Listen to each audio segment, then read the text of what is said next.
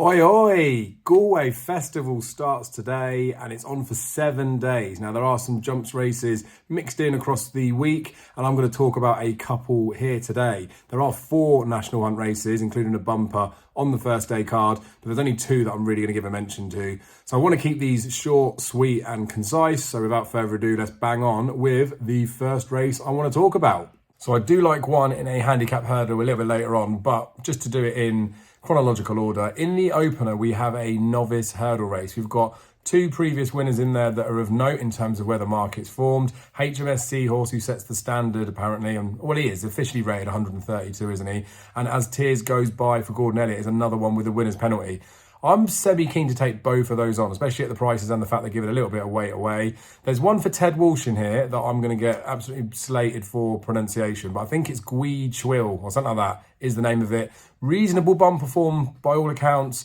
Then there's reports on the Racing Post comment that he's been schooling well, or she's been schooling well at home over hurdles. Then as Regan takes the ride, I do like when Ted Walsh has got some of the family element on his horses, but I do think this horse, priced about 5 to 1-ish, does look like to have a reasonable chance. Now, whether it's going to win or not, I don't know, but there's only really 4 horses, I think, that have got a bit of a squeak in here. I'd be tempted to smash this one, I say smash, back a little bit in the place-only market. 3 places, maybe bet for exchange or chuck up 4, who knows.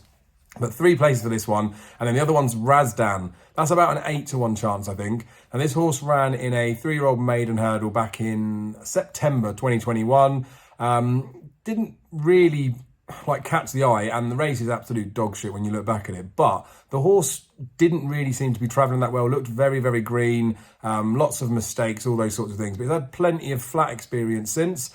It may just be that this horse isn't a natural jumper, but I do think there's enough ability in there to suggest that getting the £7 from the 2 previous winners and only giving the mare's allowance to, I'm not saying the name again, Ted's horse, I think they've got a chance of squeaking into a place. So as I say, I think there's 4 that are properly in with a chance. So I'll be looking at playing the place market for the 2 that I've mentioned, Razdan and Ted Walsh's horse. But now let's get stuck into the one that I'm probably going to get a bit stuck into.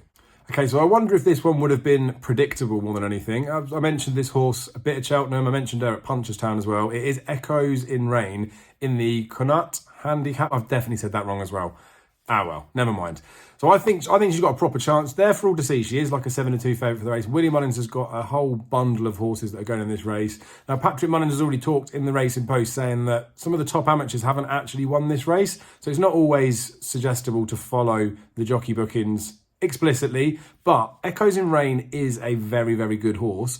She's just a bit of a dog, isn't she? She doesn't really seem to want to win many races. I thought her run at Punchestown behind Honeysuckle is as good a performance as anything in this field, and she's going to get a bit of weight from a few of them in here. So I think she is around her official rating, maybe around about 150 mare.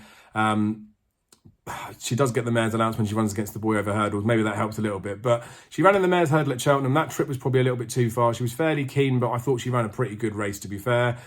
She has run on the flat since. Rachel took the ride, then sweated up loads. Now, we know she's a buzzy type, and we know what she's like, but the fact that she ran okay at Cheltenham, I think she does handle the prelims. Same as Punchestown, like she ran a good race there. So I'm not fussed about the festival vibe at Galway. The only thing I'm a little bit fussed about is she really going to put it all in? Maybe she gets tapped for toe towards the end. So thinking about this logically in terms of betting, you could just go straight in with your win dart and just think she's going to win or she's going to blow out. You could probably play for like a little each way bet because maybe 6 places would be up for grabs and you'd make a small loss if she placed and then you could make a profit if she won.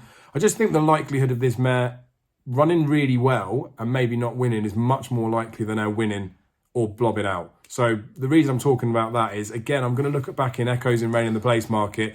She'll be even money for the first 4, I reckon, on the exchange. And then the Betfair exchange will do first 5 places as well. So you probably take a shade of odds on. She's around about 7-2 at the moment. I think her price will be that, if not bigger, come the off. So I'm hoping to get even money, or if not a touch more, to back her in the 4 places market. I'd probably then top up in the 5 places at just under evens.